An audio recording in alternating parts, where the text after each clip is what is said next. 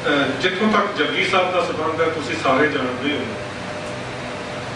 कि गुरु ग्रंथ साहब की एक पहली बाणी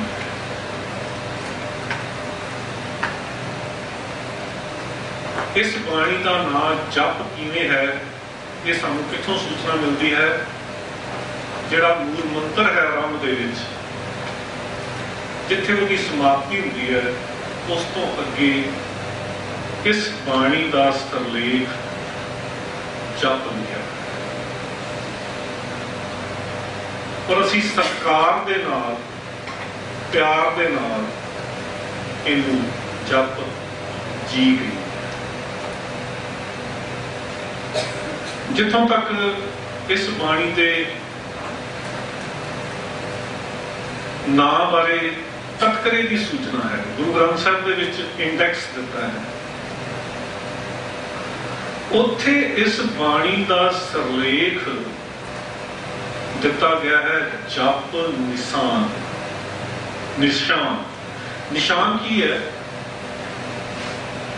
निशानी जिवें असी गुरुद्वारे के अगे जिहड़ा निशान साहब लाया एक पता दिंदा है कि यह सिख धर्म का स्थान है। इसे तरीके नाल सिक्खी की निशानी जप है।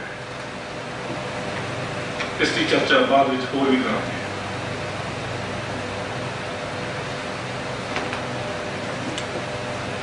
जपजी साहब के बारे दो तीन चीज़ां जानने की लोड़ है कि जपजी साहब की जिहड़ी बाणी है इसके उत्ते महला भी लिखा है।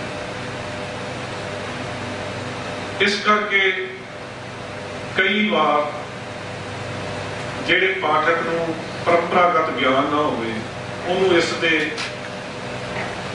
रचनहारे बारे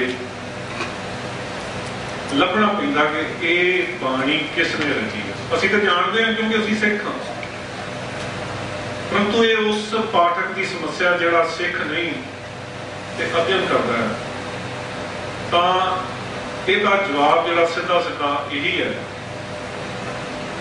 कि मेहरबान जिहड़ा प्रिथी चंद तुहानूं पता है कि गुरु अर्जन साहब के ब्रदर सन उहदा लड़का कह लो जां साहिबजादा कह लो उहदा नाम सी मेहरबान।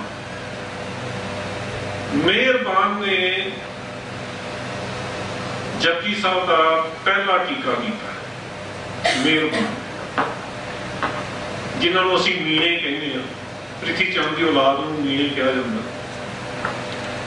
उन्हें उस टीके के आरंभ विच ये शब्द लिखे ने ये जप करते पुरख का सच नानक किया विखान जगत उदाहरण कारने धुरों हुआ पुरमा। भाव की ये जड़ा जप है यदि रचना गुरु साहब ने ठीक है की है परंतु प्रेरणा जिहड़ी है भी एक करता पुरख ने की। इस करके इस बाणी के आरंभ विच भावें महला शब्द की सूचना नहीं है फिर भी ये सर्व प्रवानित गल है कि ये गुरु नानक पातशाह जी की रची हुई है। दूजी गल इस बाणी की वखरी ये है कि इहदे उपर राग की कोई सूचना नहीं। हम जिहड़े सज्जन गुरु ग्रंथ साहब बारे डिटेल च जानते हैं उन्होंने पता है कि गुरु ग्रंथ साहब के विच जिहड़ी गुरु ग्रंथ साहब की बाणी है इहनूं असीं तीन हिस्सिਆਂ च वंडदे हां। पहली है नितनेम की बाणियां, फिर उस तो बाद 13 पन्ने तक नितनेम दी बाणियां, उस तो बाद श्री राग की बाणी शुरू हो जाती है। 31 रागां दे विच गुरु साहिबान की भगतां की वगैरह वगैरह सब की बाणी दर्ज है। पर आखिरी हिस्सा जो गुरु ग्रंथ साहब का वो राग मुक्त बाणी है, वो राग नहीं है। और जपजी साहब भी राग मुक्त बाणी है परंतु ਇਹਦਾ स्थान अंत च ना होके सब तो पहला रखा गया है। इस दे पिछे एक विशेष कारण है और वो ये है, जदों असी गुरबाणी कीर्तन के राही सुनते हैं, कई बारी असी उहदी धुन दे विच गुआच जाते हैं, असी कंन रास्ते विच पै जाते हैं, उहदी विचार तो दूर हो जाते हैं। परंतु ये बाणी जिहड़ी है, एक गाउण वाली बाणी नहीं है, ये बाणी विचार के जीवन वाली बाणी। इस करके राग के थले नहीं रखा, इनू सहज नाल पढ़ना। एक होर गल दी विलक्षण ये है कि इहदे विच रहाओ दी पंक्ति नहीं। रहाओ दी पंक्ति उस बाणी जां शब्द विच हुंदी है जिहड़ा लंबा होवे, जां बाकी शब्द उहदी व्याख्या कर रहा हुंदा है। जिहड़ा शब्द जां बाणी का मेन भाव है वो रहाओ की पंक्ति च है। जे जपजी साहब विच ये रहाओ नहीं है तो इसका मतलब ये है कि ये सारी बाणी गैर गंभीर है, इसनूं बड़े ध्यान नाल पढ़ना चाहिए। रहाओ का मतलब ठहराओ, ठहर ठहर के पढ़ो। माफ करना, मैं अब जो बथेरे सिख वेखे जिहड़े कहंदे जदों इशनान करन लगीदा उदों एक ओंकार शुरू होंदा है ते जदों कशहरा नचोड़ी दा गए मुसक्कर घाल हो। जपजी साहब माफ करना अजई बाणी नहीं जिन्होंने नौंदियां नौंदियां पढ़ लिया। ये बड़ी गैर गंभीर बाणी है और मैं लगभग 50 साल की उम्र हो गई, 20-25 साल पढ़ते पढ़ाउंदियां भी यूनिवर्सिटी दे विच हो गया।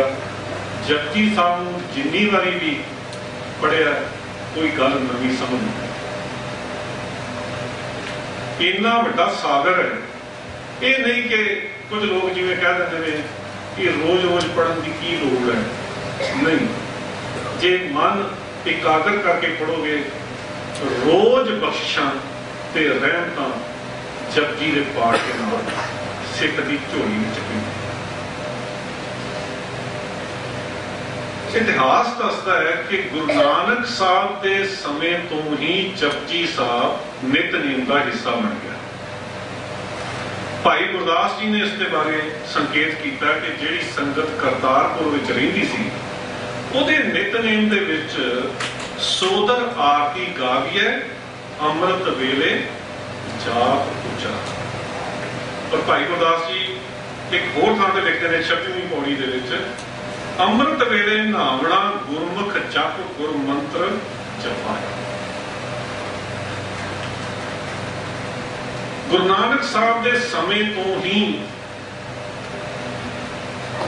जे ये बाणी का नितनेम है तो यदा मतलब करतारपुर निवास के पहले सालां तक ये बाणी होंद विच आ चुकी सी। कुछ लिखारी ये मनते ने, विद्वान ये मनते ने कि इस बाणी दियां वखरियां वखरियां पौड़ियां वखरे वखरे मौकियां दे उत्ते उचारण कीते गए। फॉर एग्जाम्पल जिहड़ियां मुंदा संतोख संपत झोलियां वालियां जिहड़ियां 4 पौड़ियां ने योगियां दे परथाए, वो सिद्धा नाल जदों गोष्ट होई, कल भी गल करांगे सिद्ध गोष्ट की चर्चा करांगे, तां उन्हां दे परथाए उचारियां गईयां सन। इसे तरीके नाल वखरियां वखरियां पौड़ियां वखरे वखरे मौकियां ते उचारण कीतियां। और गुरु अंगद देव जी ने जदों कि भाई लहणा जी सन, उन्होंने इन्हां सारियां पौड़ियां इकट्ठियां करके लड़ीबद्ध कर दिता ते बाणी बना दी जपजी साहब। परंतु जिन्ना क मैं पढ़िया मनु इस बाणी दियां जिहड़ियां 38 पौड़ियां ते 2 श्लोक ने, उन्हां दे विच कंटिन्यूटी लगदी। मनु नहीं लगता कि ये बाणी दियां कुछ पौड़ियां किते उचारण कीतियां, कोई बाणी जिहड़ी है कदे उचारण कीती। ਮੈਨੂੰ ਲੱਗਦਾ कि ये इन्नी रवानगी और इन्नी कॉन्टीन्यूटी है कि जिहदे तो पता लगता है कि ये बाणी एक ही समय उच्चारण की।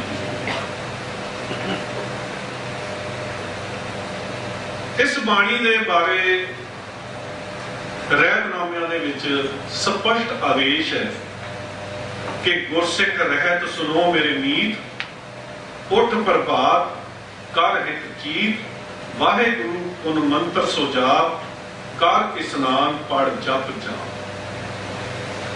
और रहतनामिਆਂ ਦੇ ਵਿੱਚ लिखा कि जपजी पढ़े बिना सिख ने मुंह झूठा नहीं। इन्ना इस बाणी का महात्म जिहड़ा है वो दस्सिया।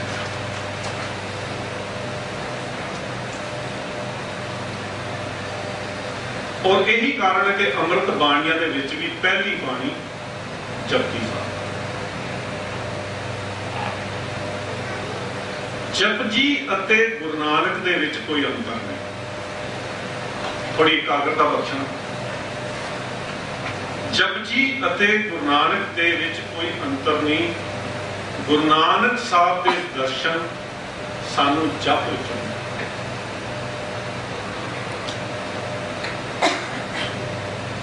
जन्म साखियां दे विच गुरु नानक देव जी अते भाई लहणे का एक संवाद बयान किया गया, जिहदे च भाई लहणा यह सवाल करता है कि गुरु नानक देव जी तुसी अज दे रूप विच साडे कोल मौजूद हो, असीं तुहाडे दर्शन करके लाभ उठाया, तुहाडे वचन सुन के जीवन नूं धन कर लिया, पर एक समा होगा जदों तुसी शरीरक तौर पे संसार विच नहीं होवोगे। उस वेले गुरसिख जिहड़े ने वो तुहाडे दर्शन किवें करनगे, तुहाडे बचनां तो लाभ किवें उठाउणगे। तां गुरु नानक साहब के जो वचन ने मैं तुहानूं ओरिजिनल सुना, जिहड़ा जन्म साखी दे विच रिकॉर्ड है कि गुरु नानक साहब ने उस वेले भाई लहणे दे इस सवाल का की हाल।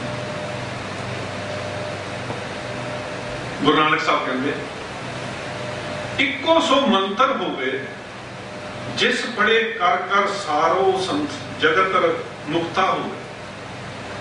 पुरखा अंगदा इकना नू दर्शन मेरा होया, इकना नू ना होसी, पर पुरखा देही सिफत परमेश्वर दी का जप मंत्र हुए कि भावे मेथे आवे भावे ना आवे, भावे मेरे को आवे तो भावे ना आवे।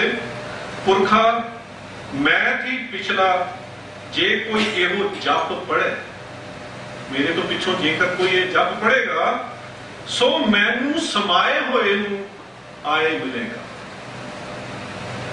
जे कोई मेरा नाम लएगा सुनेगा किसदा जामन होगा। भाव जिहड़ा जपजी पढ़ेगा मैं उहदा गवाह परमेश्वर की दरगाह दे विच। पुरखा बिना जप जपे ते मैं पास आमना ना। दरगाह परमेश्वर की मैं जिस पास मेरा जप निशान होएगा सो मैं पास आवेगा। उस पढ़िए कर कर जो जियो पढ़ेगा सो मुक्ता होवेगा। जबकि भी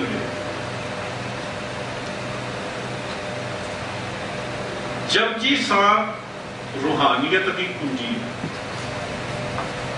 दुनिया का कोई स्पिरिचुअल क्वेश्चन नहीं है, जिवें कि सरदार साहब ने मेरे तो पहला दसिया, कोई स्पिरिचुअल क्वेश्चन अजिहा नहीं जिहदा जवाब जपजी साहब दे विच नहीं है। और यही कारण है कि जपजी साहब के सब तो वध टीके सानूं प्राप्त होए। विद्वानां ने जिन्ना इस बाणी नूं ध्यान नाल वाचिया विचारिया ਹੋਰ ਕਿਸੇ ਬਾਣੀ ਨੂੰ ਨਹੀਂ। ਕਿਉਂ